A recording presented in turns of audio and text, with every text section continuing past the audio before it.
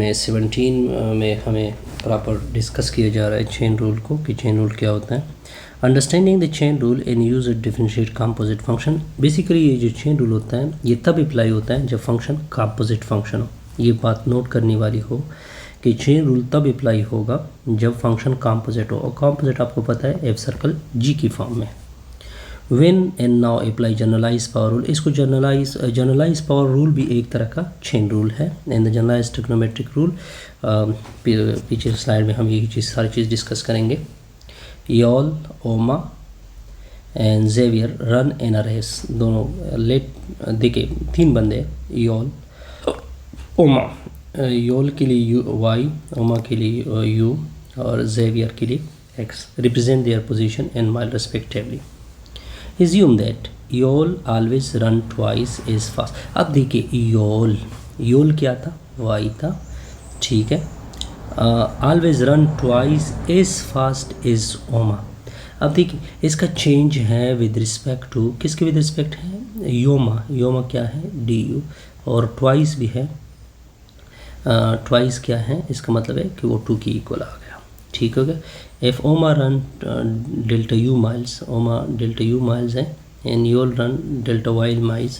तो यहाँ पे देखिए डेल्टा वाई इक्वल टू होगा टू डेल्टा यू हो जाएगा, ठीक हो गया।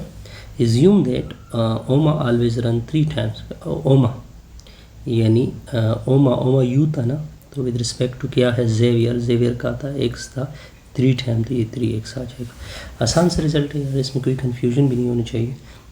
तो dy बाई डी एक्स असल में अगर मैं चेन रूल बनाना चाहूँ तो dy बाई डी यू होता है, not D you by d x होता है। बस आपने वैल्यू प्लग करनी है।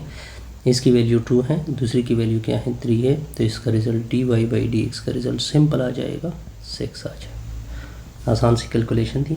The chain rule is a calculus rule not algebraic rule, and D you should not tough is cancelling, ठीक हो गया। ऐसा ना हो कि आप इसको कैंसिल कर दें, यही बात आप।